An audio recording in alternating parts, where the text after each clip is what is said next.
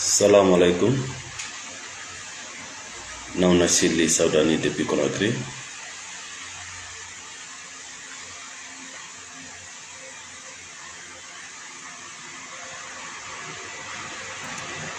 Meren salmina on nokku ka wondon siko ɗum allah muyi ngara e sendode ngande kadi yoga e toɓɓe wawayde moƴƴinde gurdam bane adama. Aduna ɗo ko piiji ɗiɗi pet, sa ala e oɗa andu hiɗa e oɗa. Ko amma hiɗa ka niwre ma hiɗa ka ndayi, ko amma hara ko a bunɗo ma ko a yiyo, ko amma hara ko a ngayuri mana ko wanyata ma ko a dammol ko nyamata huɗo. Aduna on ko ɗiɗi pet, ko amma hiɗen jemma ma hiɗen ñalo, amma gollal ngal wonɗa golde ngal hingal nafdema ma hingal lorrude, kono y a pas de neutralité.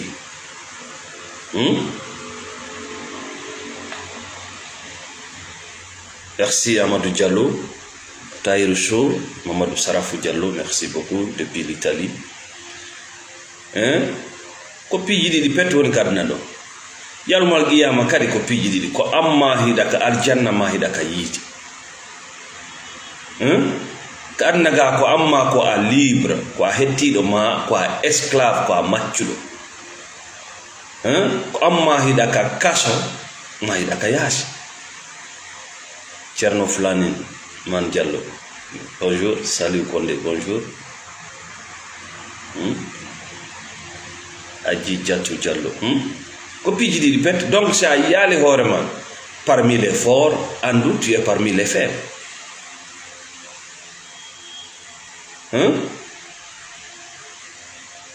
Ko be o tigi wawa famude sa tawaka e finuɓe ɓen anduyiɗa tawa e ɗaniɓe ɓe, si a tawaka e wonɓe moƴƴinde ɓen anduyiɗa tawa e wonɓe bonde ɓe.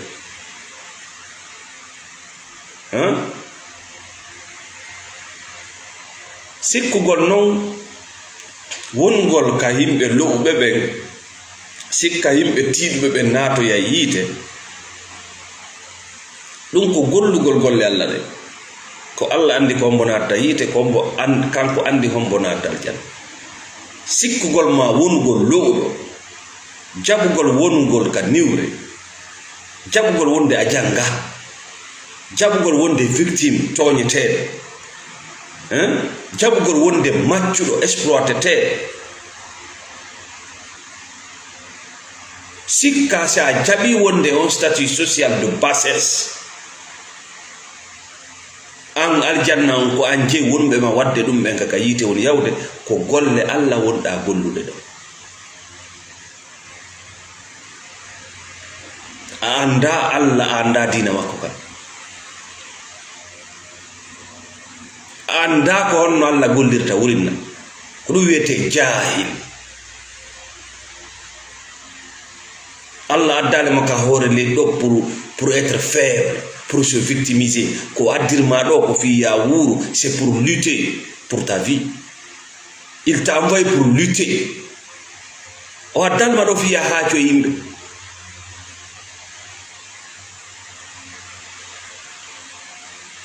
Merci, monsieur Douga est là-bas. Partagez la vidéo, Vous êtes sur la page de Nauna Shil, la page de l'éveil, de transformation et de construction personnelle.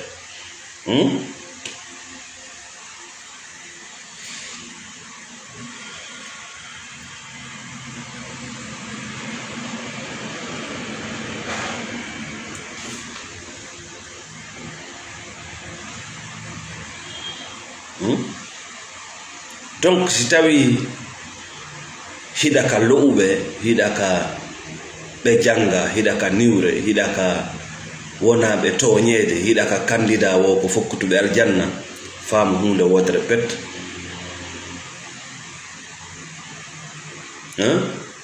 Faamu hunde wotere pet, ko a lo'uɗo.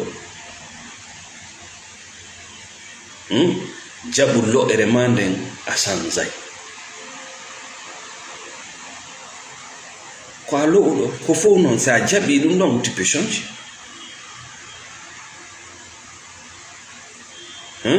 yaltu e miɗa toñede wi miɗa lo'i, ça change tout.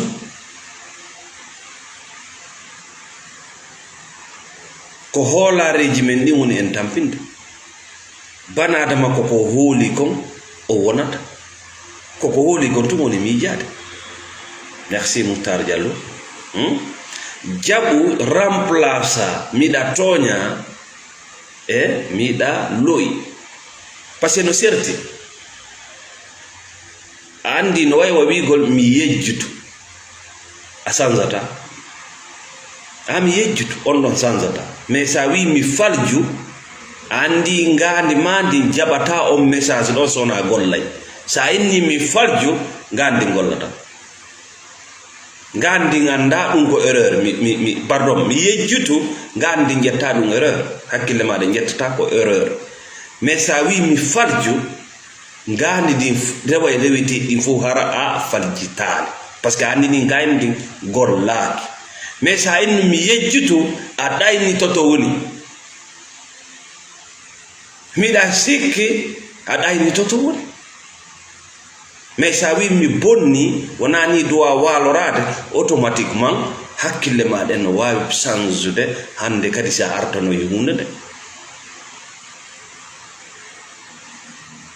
siɗa faala change hino kadi waɗa fuɗɗade ɗo.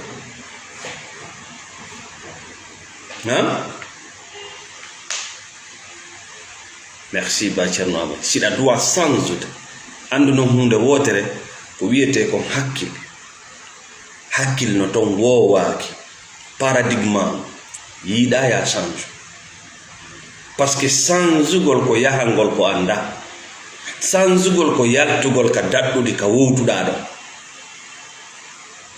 kanki ki yiɗa. Ille sa changeali ala ɓeydade, si a changeali kiɗɗum ko andunoɗa kon dattu mum no lannude, ko ɗum yiyata gurdam maɗa no ñiddi, no haaɗi, no metti, ko ɓay ko andunoɗa kon, ko wonnoma nafude hankin kon, ko wonnoma wertinde hakkin kon, ko wonnoma addande cellan kon, ko c'est obsolé, dattu mum lanni, kesum a raali ko remplaça ɗum ɗo.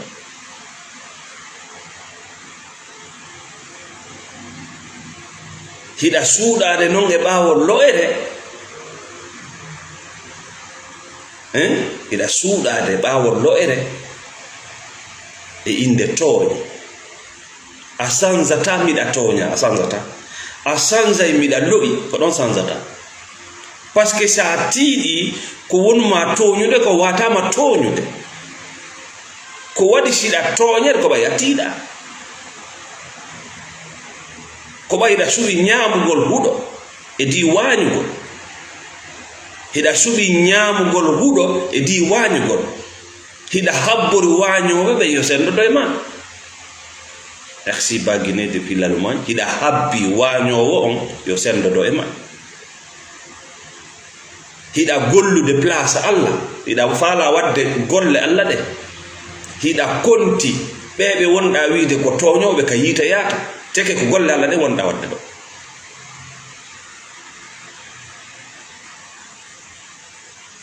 Anda ko goto no battinirta.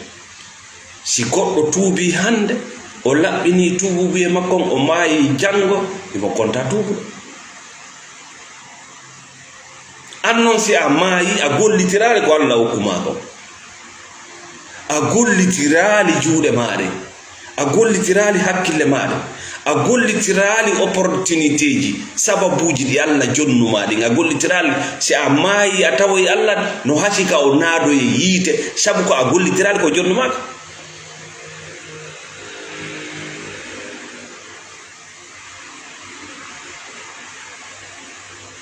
Tawala hino dongal julde, dongal korka, dongal hajju, mais ɓe ukkoye ka yiite, ta tout simplement parce que tu as été ingrat envers ton créateur, ko a dulluɗo saliɗa gollitirde ko jonnaɗa ko.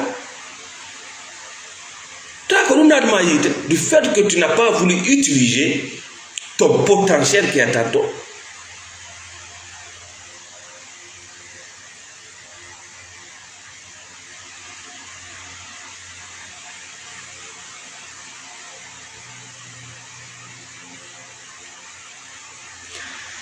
Voilà, nous sommes en 50. On va commencer. Merci à tout le monde. On a weltani kala woni mbeɗo kiɗɗum woɓɓe no ɗo depuis 2019 18 17 et même 16 woɓɓe viennent d'arriver. Mbeɗen weltani on fof. Merci pour l'éveil. Voilà.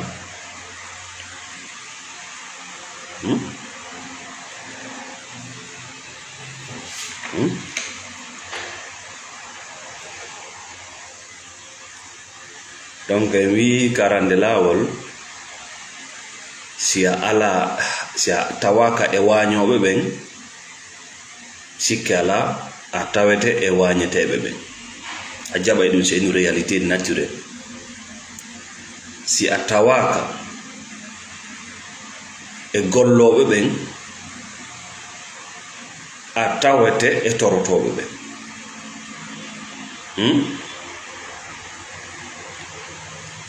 Voilà. Joni noon e nder gurdam men ɗam buye meɗen no hawnodira e sattedeji ka dewle ka relation ji ka gollidal ka huwodiralji buy ko maccuɓe. Macca ngaku na yennore, wigo goɗɗo maccuɗo na yennore, ko gollal. Buy ko intérêt ji woɓɓe woni e gollande, sabu hiɓe huli adinede, hiɓe huli lettede, hiɓe huli wikkede, hiɓe huli waynodirede e muɗum. Kamɓe hiɓe konti ɗum ko ɗoftare, hiɓe konti ɗum ko soodugol aljanna, mais en réalité ko suudi nder ton kon ko kulol. Ko waɗata ha bane adama wona maccuɗo ko kulol na goɗɗum.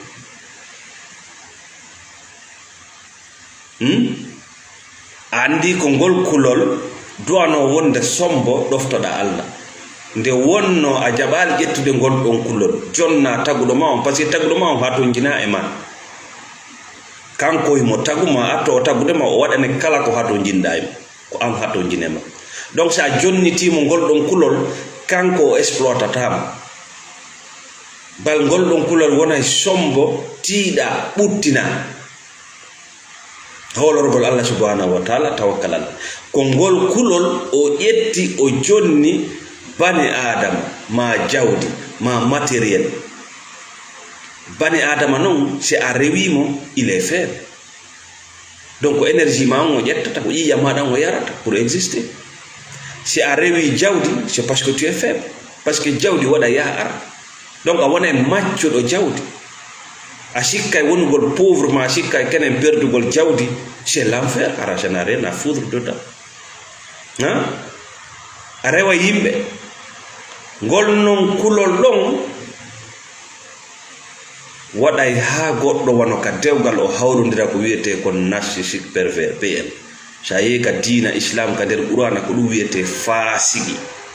Fasiki ko diwowo keeri, ko naatowo e droit ji yimɓe ɓen e inde dewgal, e inde leñol, e inde golle, e inde droit, e inde diina, e inde aada, o diway keeri ko ɗum wiyete fasiki ka qur'ana, c'est un pervers. Si debbo hawrodiri e makko e dewgal, debbo on kaka yiite jahannama, kanko fuɗɗike mettude jahannama aduna. Si gorko hawrodiri e on debbo e dewgal, gorko on hawrodiri e yiite jahannama e mo ka nder yiite. Donc jooɗagol ala nama ko ya immo daroɗa, soit anda lui c'est un PN, ko honno yaltirta e mum, par ce que buy mon no sikkude yaltugol e probléme ko combatugol probléme, na probléme ji ɗin fof combatirte no miijirɗo, haɓirte no miijirɗo, sonkugol yanugol e mum. Non, c'est la guerre froide, parce que wonɓe ɓen yaasi anda nder no wuli. Siɗa wadde guerre froide, guerre ɓuuɓuɗo, ko ya andu ko honno yaranta guerre, parce que wonɗon ka yaasi anda, wonɓe ɓen ka yaasi tout va bien. ko ɗum waɗi sa wulti ka heɓata goonga, parce que le PN est très intelligent. Le PN est très très intelligent. Il achète la conscience des gens. Si tawi koye golle hawrodirɗa maccinɗinede no woodi piiji komi yewta e maɗa o sa andade a lutta e macca ga. Merci Bam Marwan Ba. Joni noon koko wiyete ɗon narcissique pervers, neɗɗo faasiqijo, en filtoto neɗɗo faasiqijo ko diwowo keeri, ko diwowo sariyaji, o ala limite. No woodi noon ko hooli, no woodi ko hooli, mo hooli ko a maccuɗo, imo hooli ko a matériel. Ko ɗum waɗi kala mo fottuɗa ka hoore leydi ɗo, sa sikkitike ko o PN haysi ko yumma ma, no wona hay yumma ma. Kala mo fottuɗa ka hoore leydi ɗo sa sikkitike a yi rason e makko, parce que tous les PN sont rasés. ɓe mari nawnare wiyetende la rage, koko nangata bareji ɗi ɓe mari ɗum. La colère, c'est-à-dire monnaie gono toon so wotti nawnare ko ɗum wiyete la rage. Goɗɗo monoto ha faale warde, goɗɗo ƴakkamo wara sans cause, ko nawnare ɓe mari nden nawnare ko bareji ɗi jogui ko. Mais kamɓe ɓe ñawdirtake pikir, ko ɓe ñawdirte ko andugol, anda no jogoroɓe, anda no wondiremɓe. Sa fotti e o tigi a tawi so MPN arande lawol wota jaɓu koye connotation moye religieux ethnique poco pacca nene goto batta jaɓu ko hunde woɗ piiji ɗiɗi petta halantama. Ara nun ɗum wonami an, ara nun ɗum ko ya eto andinamo wona a makko o fama ɗum taw, ha ɗum nata ka nowru makko, hiɗa andi wonami an. Si o faami on point noon feƴƴon ka tommere ɗimmere jaɓu tun komi bane adama, parce que o suusata exploitudema e inde ko a bane adama. Tuma kala fuɗɗima exploite ndaaro argument ji makko ɗi ko a ɓenguwa, ko a moodiya, ko ngenna. Nelaɗo wi, Allah wi, ko a ɓiɗɗo am, komi landoma.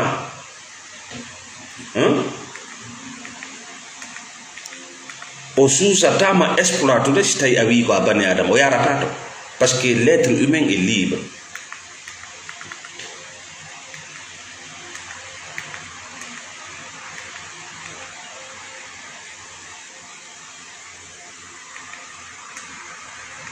Partagez la vidéo, mettez les cœurs.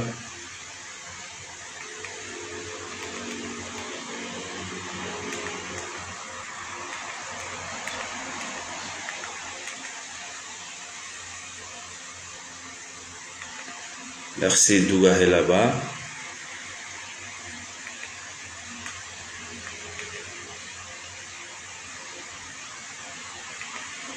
Partagez, partagez.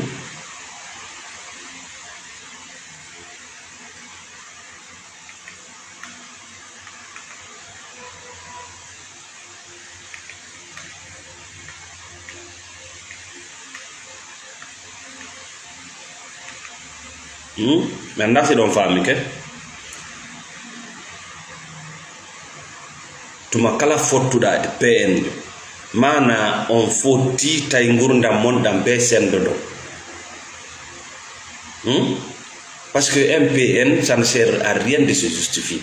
Nafa alaka innata ɗum ɗo Allah wi'i, nelaɗo wi'i, ɗum ɗo no moƴƴi, yiɗa toñudelan noon no wayi wasina ko maadi wonɗa yewtude. Parce que pour lui il a waywa téléphone makko no faala tona e fusa sidi ka yewtereji makko noon a nana e faamagoy ko neeti men den tungunen ɗaynde. Donc ka arande laawol haalan o tigi ɗiɗo ɗiɗi hiɗa andi wonami an parce que hubbinayi conscience makko parce que sa yi o fottay ɓe ka laawol o tuutata e maɓɓe o yaltinta rajo mo andi ɓen ɗon wona kanko. Merci bagine andinamo wona on hunde wotere kon piiji sertude ka needi ka pinal ka faamu ka rewgol mo Allah sa wimo wona mi an ça réveille sa conscience parce que woɓɓe kadi ko waɗi ɓe pervers narcissique c'est la famille ko noon ɓe ne'ira woɓɓe maɓɓe ben maɓɓe yaaɓayno nene maɓɓe ka dande ha o tuuta gorko jonnike gonga o ɗum wiyete gaz lighting gorko on bonna bonnere nden o wayla nde o naɓa e debbo ma debbo on bonna o wayla o naɓa gorko parce que ñaawowo koko weeɓi tan mo o ñaawata ɗimmum ɗum ko ya andi ngotigi ko a neɗɗo ko a bani adam parce que goto wawata exploitude goɗɗo anduɗo ko o bani adam mi maccinɗinima wo simi waɗima e pooti mi ittay neɗɗankaku e ma mi artire asfala safilina mi ittete neɗɗanke taw ko tuma jaɓuɗa wona a neɗɗo ko a pullo ko a julɗo ko a ɓengu ko a moodi ko a kaydi a iway taw neɗɗo andi banadama ko neɗɗo taw wonata si o wona leñol makko ngo ko neɗɗo taw o wonata si o wona julɗo ko neɗɗo o wonata si o wona nationalité ko ndi leyduji fof ko neɗɗankaku ngun atti on ɗon noon neɗɗo Allah no tagi mo libre ko kado mawnuɗo mo Allah jonnuma on noon neɗɗo ko suɓotoɗo donc o suusata accudema ka neɗɗankaku o hendoma ko ɗum nanta ɓenna ko a ɓiɗɗo am ko a ɓengu am ko a moodi am ka fedde amen jeeyaɗa ka sere amen jeeyaɗa a foɗinola hunde kaari c'est parce que kaka boîtiji goɗɗo exploitete c'est dans des boîtes qu'on peut exploiter innamo komi bani adama o anda e kisan ngandi ma ndi jaɓata bareyagal parce que la rage ko nawnare o tikkere ñaw ko nawnare worɓe buyno wondemu rewɓe buyno wondemu c'est des rasés so malade ko ɗum ka maɓɓe fayda ko blanc ma ko noir gonga kan ka maɓɓe soit c'est blanc ou c'est noir gonga c'est pas comme ça la vérité c'est la lumière à la couleur il suffit de regarder pour voir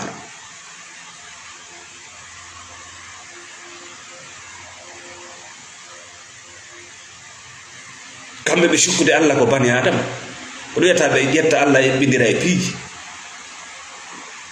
ko angal andugol Allah ƴetti Allah eɓɓidira e goɗɗum ko angal andugol Allah ƴetti golle Allah waɗi golle mum inna kañum si toñama yo muñño toñoɗo ɗum on naatoye yiite ko golle Allah wonɗa wadde sa golli non gollal ngal Allah gollata o sunnate par ce que nda ɗum walfima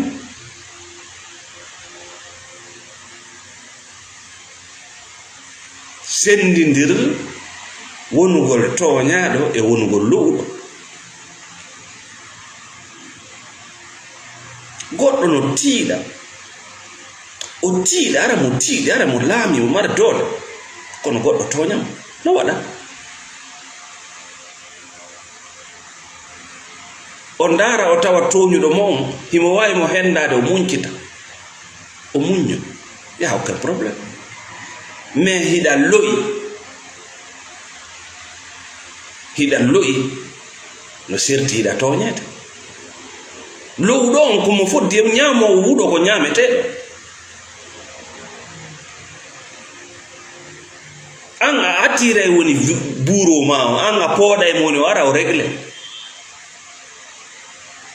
parce que wona a bani adama wona a teddinteɗo wona a sendototeɗo e mum wona a fodduɗo e aduna wona a fodduɗo e liberté wona a fodduɗo e ko foti wona a fodduɗo hay e hunde Allah inni ko a bani adama o inni o teddinima o inni o wota yejjutu geɓal mangal ka aduna goɗɗo gobo ala geɓal wiɗa mi jaɓi ɗaɓɓiran akira wiɗa mi jaɓi wonu maccuɗo wiɗa mi jaɓi sikka nato e aljanna ko yiite wonɗa aduna ko yiite sa tubali sa changeali comportement ko yiite kadi wonɗa foppude par ce que a naɓorgue. Merci Janab Seydi pour le soutien, Mamadou Billo Diallo. Comment s'en sortir? Il a beaucoup de pervers narcissiques no sutima wa bani adama nda simo yiwde ma yiyande bani adama o huttata guri mangi o piyatama o barmina simo yiwde ma wa bani adama o toñatama o inna ko an toñi o sutakima won neɗɗo ko an woni mo yiwde neɗɗo ko ɗum hulɓini kanko o sutakima neɗɗo no way won gayyuri sutaki jawre nden wasifa muɗum mais si jawre nden sikki gayyuri ni koɓe nene goto ɓay guri maɓɓe gi fof ko couleur goto mais le problème c'est là on ɗo victiminage aussi c'est lui le problème gayyuri ndin kañum sutaki ñamay ko huuɗo kon koɓe goto ko ɗum waɗi siku ñamude kon mais ñamay ko huuɗo kon si sikki gayyuri ndin kañum ko goto sabu guringi si on ɓattodiri anday ko ɗum waɗi a nana victime jonno inna Allah yiɗa nelaɗo yiɗa ɗum ɗole moƴƴa mais en narcissique pervers o ala noppi o ala guite ɓerde makko nen no waywa maadi yew ka maadi yeyi yewta maandi ɗi sindi nanay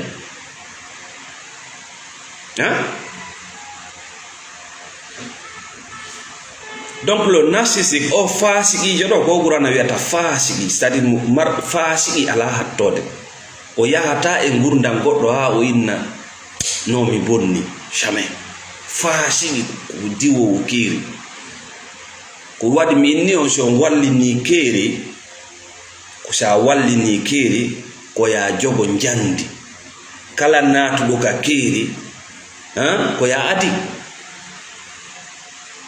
parce que sa adini ko ɗum tum ɓe nanata kam c'est à dire sa wallini keeri dimo on o natata neɗɗo dimo neɗɗo anduɗo hoore mum il respecte toujours la vie privée des gens le droit des autres wona o pato wona o antisocial oɗa noon ko nawnuɗo e leraji o diway kadi probléme o wandata o diwi parce que nan no wonɗamo yirde no wonma yirde ɗum mo wawma wiide an wo jawdi ma ndi wo ko min jeeyi rani kon ɗo wima ɗon ko a maccuɗo goɗɗo jeeyama c'est faux ɗo to jeeyama sowona taguɗo ma c'est faux bani adama jeeyata bani adama c'est faux sa jeeyi bani adama seke ko maccuɗo seke sa maayi ɓiɓɓe maɓe no wawi mo ronde ɗa wawi mo kadi yeeyude kon ɗum waɗi si hooluɗa ɗum c'est parce que tu as des pensées de pourriture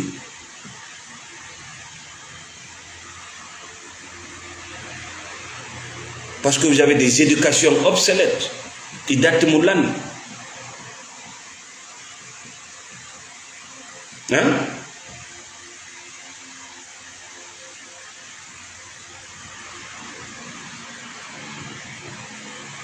bani adama jeeyata bani adama sa inni a jeeya bani adama ko Allah jeeyi wonda ƴettude donc tu deviens impur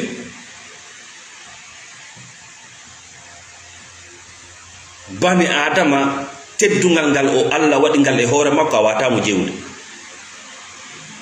c'est impossible il est corps et esprit a watamo jewde sa inni a jeeyaymo automatiquement ko place jewɗon wonda ƴettude Donc tu deviens son Dieu.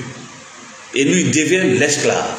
Problème c'est que an allarum a ñamay a yaray da hato jine buudi donc be wona ñannejo makko e bete ke jewdo mon jeyal haqiqa yankowal on do ñamata yarata danta ko hato jina e makko. Donc ça lui renforce. Donc le pervers narcissique ça faut que change de ça faut que change de o yi ay changement ma on e fe makko kan kono ko on to andirta CMPN o yiyata ko woni ma sanjinde ko o yiyata ko kanko woni wadde kon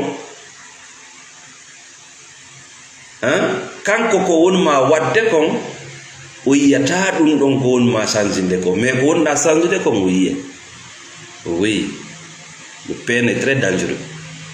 C'est-à-dire ça fuɗɗike par ce que kala adinaɗo si tawi wona a dammol si goɗɗo no toñudema conscience ma on finay ko dammol dun toñete lutta ɗon ɗum ɗon ko dammol ɗum ɗon sansata aduna ɗum wiyete condamné à mort na fi ɓe gona yewtede. Kala bana adama rewɗo e souffrance o sansay ndaru jande sa rewnidi ka yiite ndi sansay ndi wawi ƴettude forme goo sa naatindi ka yiite a luuɓi kede ƴetta e forme goo. C'est comme ça Dieu a créé la création. Mais les cadavres ko wura ko juuta adinede ko dammol sansata parce que ɗum ɗon ko condamné à mort parce que sowduɗo aljanna e jungo bane adama on yaltata wonɗo ɗaɓɓirde aljanna biro mum moodi mum ɓengu mum patron mum lanɗo mum waliwjo mum lui c'est un cadavre on sansata parce que aljanna si kanko on ɗaɓɓirde kono sansirta.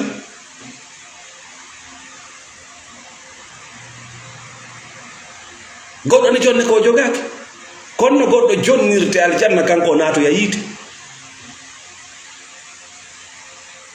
Donc le PN hiɗa anditiramo tuma tawi si tawi a fuɗɗike changede a fuɗɗike réclame de droit ji maɗi a fuɗɗike wiide komi bani adama a fuɗɗike wiide miɗa droit fofude a fuɗɗike wiide miɗa droit heɓude jawdi a fuɗɗike wiide miɗa droit voyage de a fuɗɗike wiide miɗa droit fewjande gurdal ngal ɗan o yiya e ɗum ɗon mais o yiyata ko wonma townude ko. Donc si hakkunde ma e bana adama wayi ni andu hiɗa wondi e faasiqijo.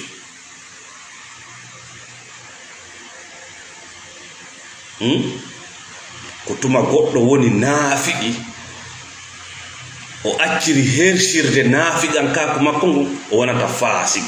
Joni o feññinayi quoi andi naafiqi o ƴetta e masque suuɗoto mais so woni faasiqi mo woni faasiqi na o feññinana e on ɗon ko woɓɓe goo o suuɗoto ɓe ka yaasi o summi an waray mo feeñamma hersata. Donc quelles sont les solutions? Ƴetten solution ji ɗi boyi e mon no ekkita si yo yii ko on faalaka yo wullu yo wullito yo piiru yo haɓu yo sonku yo yaw jawɗo ɗo ñaawe mais a waɗi ɗum ha a ronki ça n'a rien changé. Min nawna sellimna jondema ɗo thérapie très simple très simple pour en finir avec tout un PN. Kala faasiqijo sa gollitiri oɗo mi wondiri Allah tagɗolan o kanko wontata mbeewa ko falnoya wonu ɗon ko kanko wonta ɗo kono gerta ɓeydu o a wawata haɓude PN jo PN yagal makko ngal a wata haɓude faasiqi yagal makko ngal par ce que imo woywa maadi a watani change ta naato e haɓugol siɗa faalamo haɓude ko an sansata hoore ma waɗa hoore ma kesum ko kiɗɗum ma on o anduno développe caractère ji kesi miijoji kesi ɓeyda niveau de vie ma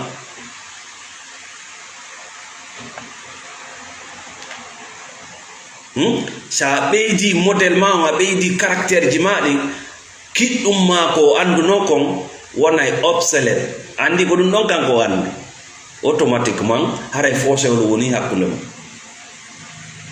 mais malheureusement ɓay ko wiyete kon changement waylagol changegol no muusi e memata son paro non non non si ɓe naɓi kollu ɓe tawi no muusi ɓe pottitike ɓe habbo honnu wo akira taƴitowo yiite jooɗota taƴitowo yiite wullitota taƴitowo yiite haacata toujours il faut avancer ko yiite wunda taƴitowo yiite yata jooɗagol e ñaawooje ça ne sert à rien donc haray a wawata haɓude hunde woodande wondema ƴakkude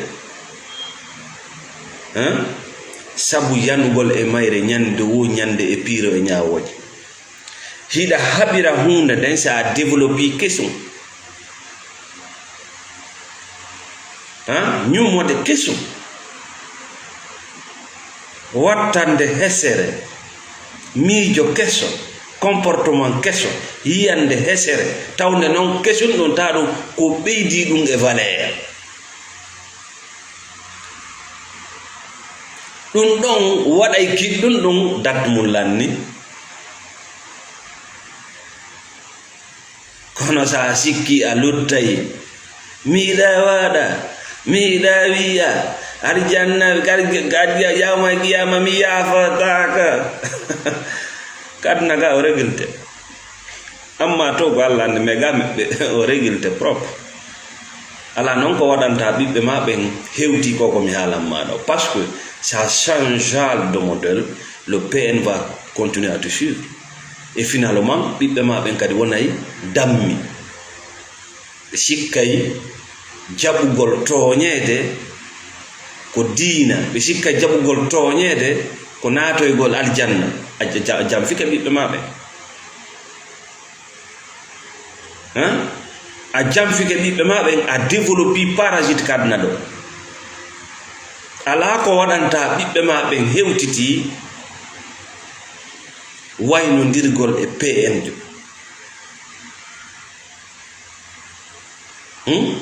sa yi debbo seedi e PN jo o seeda e makko de ko kaso makko ngon o yalte si escape ko e macca nga ko o dogi ɓe seeda de kaari seedi e kaari sa yi gorko seedi e debbo PN jo ɓen kaari acciti ɓen kaari non ko kaso o yalti ka kaso makko koye kaso wonno donc ne regrette jamais de se séparer avec un PN ala cadeau ɓurɗo mawnude mo waɗanta hoorema di yaltugol e macca nga ala cadeau ko waɗanta hoorema ka hoore leydi ɗo hewtiti yaltugol e macca nga so tawi a gollitiri oɗo formule PN jon wawali yaltugol e PN yaga toujours o ɓeydi o dépassé yade ces PN qui sont des sorciers mo wawi développude kanko kadi version kesso o développe o initie o développe version kesso fi version ma kesson a tawi wawali change ala ko wawuɗa waɗande hoorema hewti lancugol ngo kaso yalta parce que c'est pas toi maintenant c'est tes enfants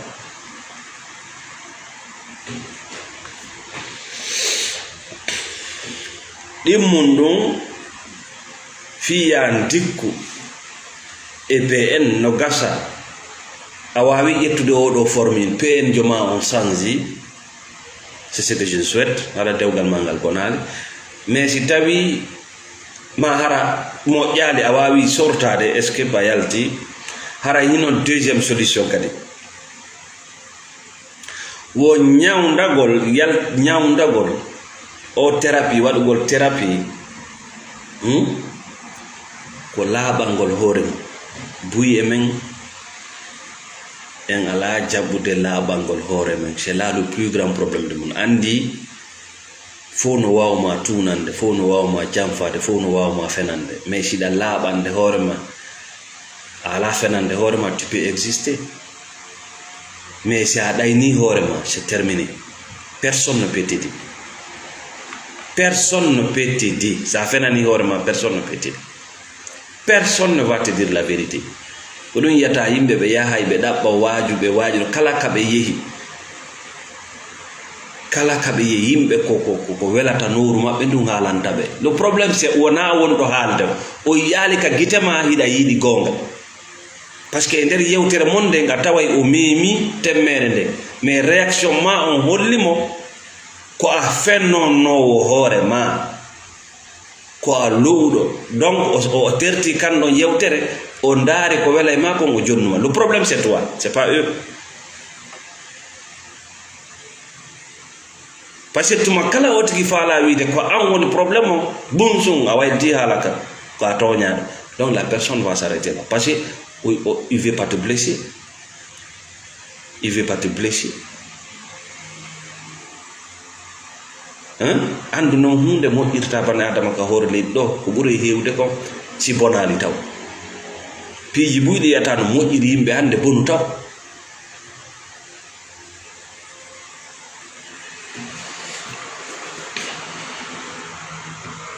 Donc wiyete kon thérapie wawata gassude sa fala soda formation ji ɗi fof kadna ɗo a yaha e karamokoɓe waajo ma moccaɗa kala ka yahata ñama pharmacie ji ɗin fof kadna ɗo a dikki wo tuma laɓanɗa hoore ma. Kon ɗum laɓangol hoore mum ko ɗaɓɓitugol hakkunde ma e o PN jo e o fasigijo ma kala wonɗoma lettude kadna ɗo ko gollal honɗum wonɗa gollude nder ton par ce que iɗa gollude.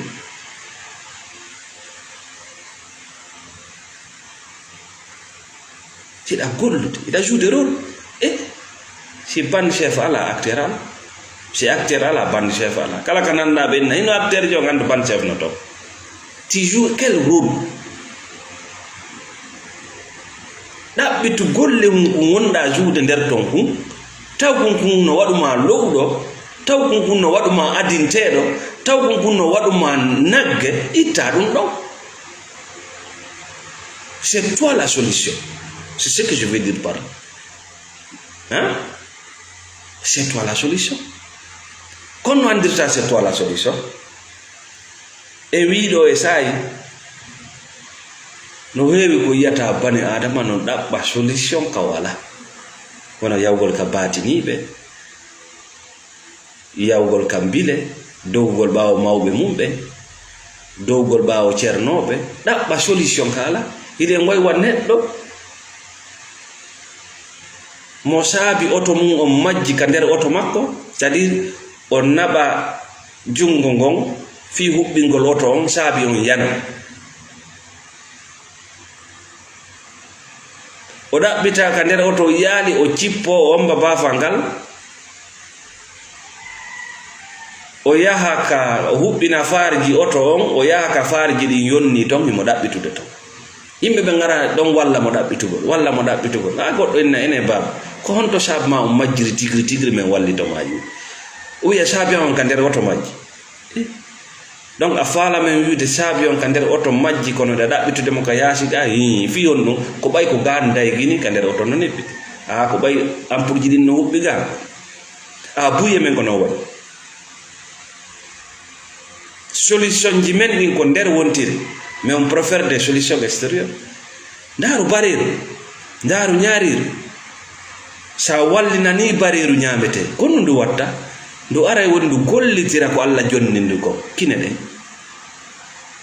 si tawi koko ñamoto ndu ñama sona ko ñamoto ndu yehi haji mayri wala e wigol wayi kel docteur ɓe yo waɗani men ɗo laboratoire ɓe vérifie ɗo ndu ala e wigol no ɓe a ñami ɗum ɗo ɓe ɗo ñami no si ndu waɗay sino ñamo ndu ñama si ñamota ko ndu yehi kono ndu waɗi ndu ɗaɓɓitu saabi on ka nder oto ko saabi on won ton ko toon ɗaɓɓito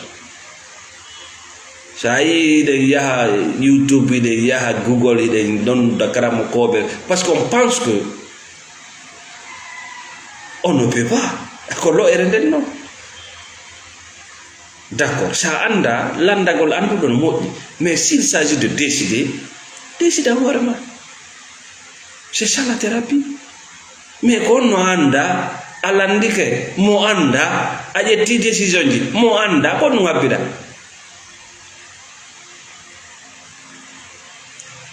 buye mon no nawni hande nawnaje dépression no jodi wo ko guerre tu avec un PN buy no nawnaje pervers narcissique o ko jinna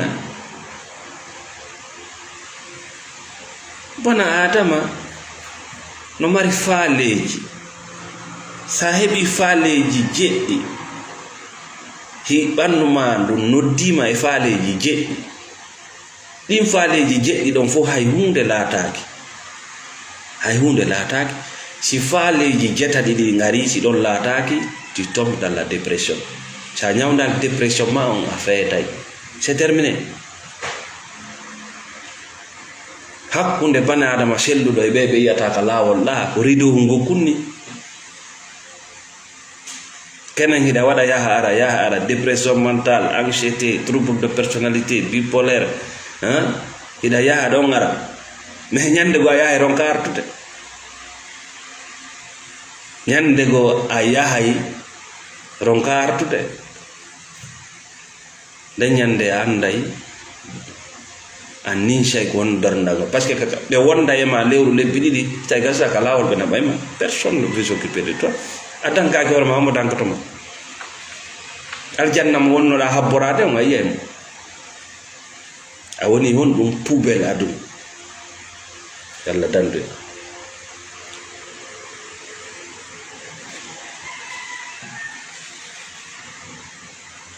merci julde ba partagez les vidéos, mettez le cœur en tawama e jamanu ɓuri ɗudde konko ñamayɓe huuɗo e bete ke sa andi ko huuɗo wonɗa ñamude no gasa sanza wona wañowo mais le problème himo ñamude huuɗo waɗa makko kadi ko a witema ko ñamo huuɗo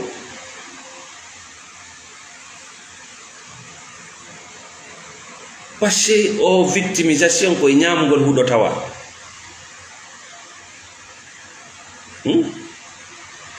a wonay sensitive kala ko memmini soñjete kala ko kesiti tampinte ko huuɗo wonɗa ñamude gayu si immike bimbi wullitota ko nangen fuɗali nangen fuɗi nangen no wuli hendu no ɓuuɓi nangen no non sa ko ñamoɓe huuɗo ngaju gayu ala e ɗon si nangen no wuli gayu no andi ko vitamine D woni heɓude si wañi heɓali gayu no andi dogali woni moƴƴa gayu wala probléme kayri koy ko ɗum sindi gayni fellude bimbini ñaami ndi ñallay walade kala e leɗɗe a jaka koy kono ñamay koye huuɗo koy non nangen no wuli hendu ɗum no wuli ɗum nono ñaami ɗum nono nangen no yalla rasage sont trop sensible no ɗaɓɓa tun kadi sécurité ka yiiɗa hu no ɗaɓɓa sécurité e beteke maro no ƴakkede ɗo e beteke briqueji ne ɗo e beteke miɗa ka ley kammo e beteke min bete miɗa e dewgal e beteke minen bete miɗen mari ɗum e beteke safety sa heeɓi ɗin piyi ɗum fof a perdi hoorema nafa a heeɓi koye piyoy ɗum fof ko a maccuɗo a ɗanotako hiɗa huuli tun hiɗa maapi nafa yo a betata hiɗa ɓuuri koye piyoy pauvreté mentale no wulɓini hiɗa ɓuuri koye piyoy e beteke miɗa ñamude e beteke miɗa mari visa e beteke o kanko addimmi e beteke miɗa ka kam e beteke miɗa jomba mawɗe ɗum ko jasere tuma tawi goɗɗo jombe ha o gayni o considéra voyage ugol ma yaha tawama ko moƴƴere o waɗanma ɗum na dewgal goy goɗɗo jombe kanko jombum o adde ka o woni ɗon o considére comme un faveur ko faveur o waɗanma ko moƴƴere o waɗanma mais ko a dammol goɗɗo heɓe a ɓiɗɗo makko o heɓe o sikka o holle ko faveur o waɗanma heɓugol ma mais ko a dammol bob ma o landaki ya heɓmo wona bob ma o inni ya heɓo kon wi no fala bob wona ɓengu ma wi ya jombumo kon wi no fala ɓengu ko honno wiirta ɓengu ma ari Il faut facturer ce monsieur chaque rapport sexuel. Chaque rapport sexuel, il y a winda. Chaque rapport sexuel entre toi et ce PN, il n'a qu'à payer. Tu factures, tu fais ton prix.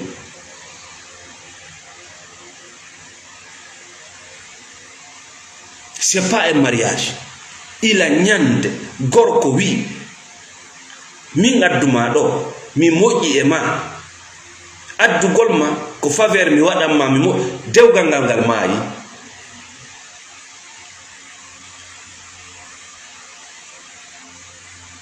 Kono gandi ko woni mum les matérialistes comme ça ngal maayi.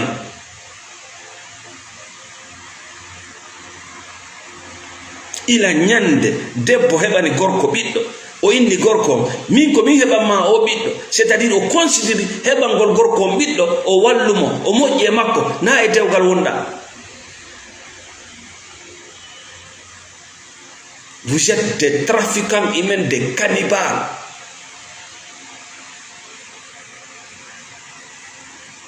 Contrat socialement on bonifice na dewgal.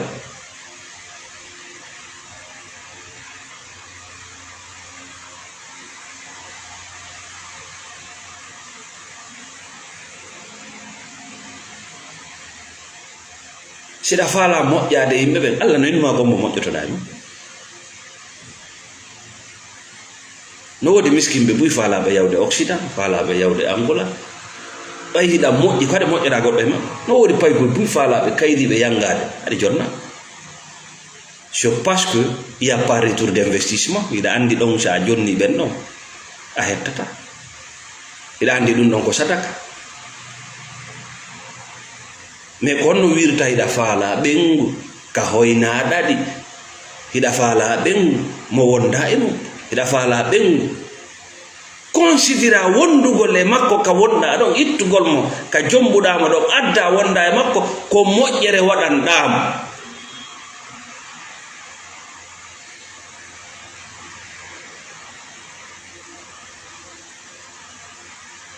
Konto nde moƴƴere woni kono jombiranɗama, kono jombiranɗama awa ɗum enta trafic humain, cannibal ko suuɗi nder ton konno ton kono suuɗi ton, kono suuɗi ton ko maccuɗo on faalama hettude hoore mum ko jafowno. Joni si maccuɗo inni hetta e hoore mum wonno mo maccini on andintinay mo ko maccuɗo.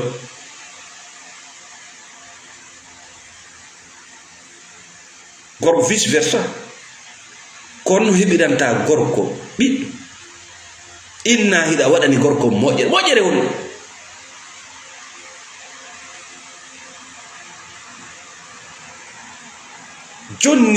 jonnita goɗɗo haqqe makko inna aɗa waɗani mo goɗɗo no wayi walla materi Afrique si lanɗo walde ni laawol waɗni ni courant wona moƴƴere o waɗani on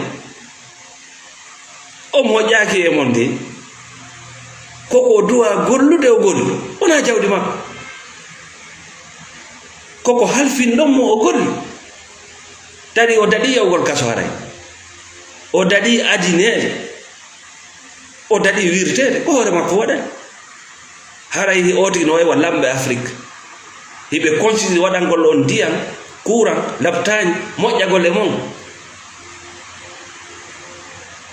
ko an wino faala laama wona laama ɓen wino faalama ko an wino faala laama ɓenne awa laama ino jawɗe ɗe ino institution ji ɗi waɗa laawol inna eɗa moƴƴi e maɓɓe ɗum wiyete gurdan daabeji. Sa andali droit ji maɗa adna on nan nokkure ka goɗɗo wullito ila ñande moodima ma ɓenguma sifa ɗi piiji o considérde o moƴƴi e ma andi tanali mo moƴƴere dewgal ngal ma ayi yaw ƴetta machine siko a debbo yaw ƴetta machine jooɗoɗa tappa machine o ko a hoyni ɗaɗi ɗon fop tappa ti facture ko an watta prix on siko a gorko yaw ƴetta machine ka hoynuɗa ɗaɗi ɗon tu tappe tout elle paye parce que o yaltino e dow kan neeɓi.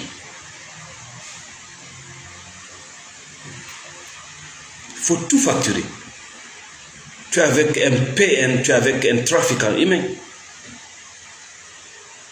Tu es avec un esclavagiste.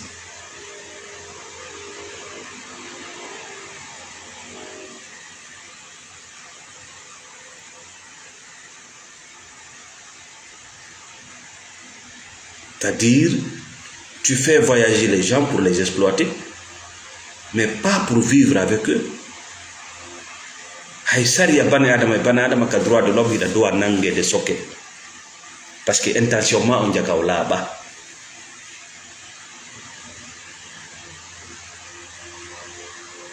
an ko wonda hebirande o gorko ɓiɓɓe c'est pour l'exploiter, intention ma on jaka laaɓa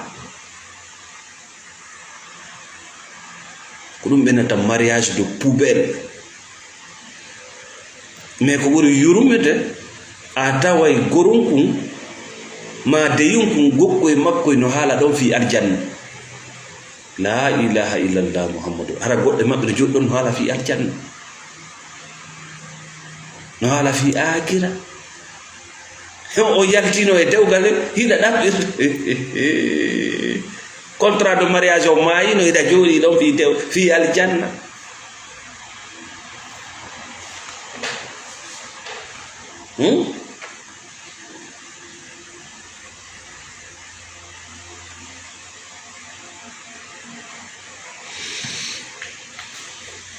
donc aray ka lannore yewtere men aray en wi bani adama on si tawi ko ya yaltu e macca ngako ida duwa andude ko won ɗum woni golle maccuɗo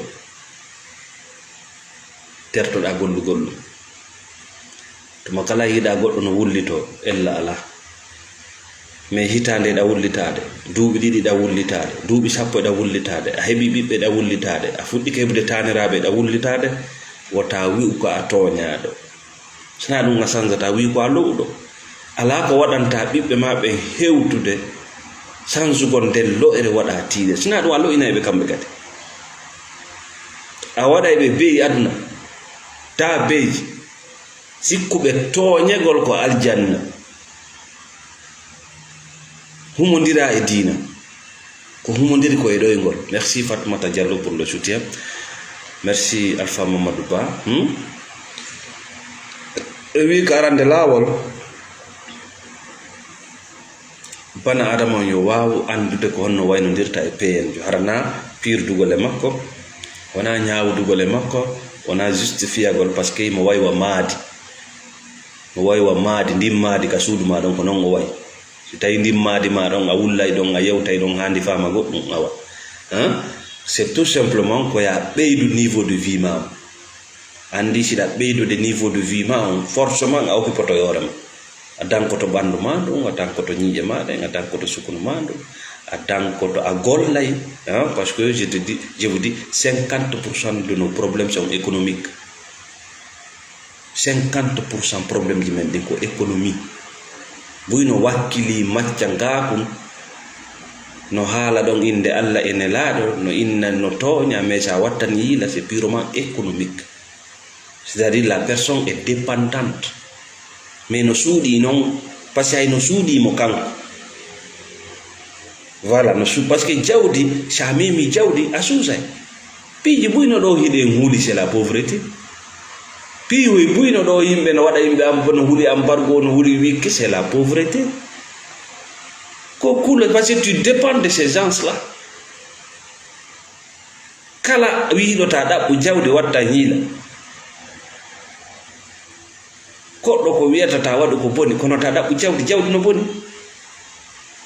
Kono waɗi si o tigi wiyata ɗaɓɓu jawdi ko parce que mo andi ça libère aussi, l'argent libère. L'argent ça libère. Himo andi ko a maccuɗo, himo huuli wota heɓu on énergie de libérateur. Ta ɗaɓɓu ganda, wota ɗaɓɓu métier, wota créé goɗɗum wonu ɗo habboɗa. Simi ñaami mi luttini a heɓay, a heɓata hay ko lutti ko kanko e goɗɗo ñamoyta hay ko lutti ko.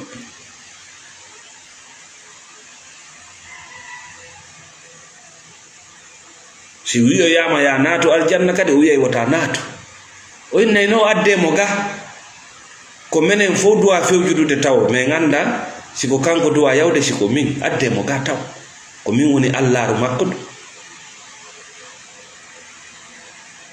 e mo yiɗanalima aduna ko on ɗaɓɓirta akira joboti o sendo dali e ma aduna ko wiyete kon fus ñando min aduna ko fus o jaɓali sendon fus e koko mari valeur sendo ton oui noyu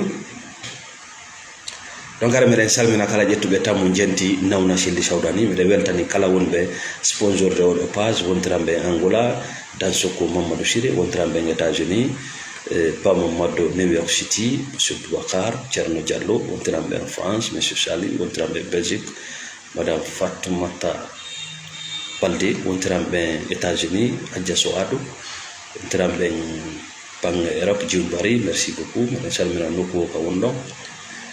Assalamu alaikum wa rahmatullah.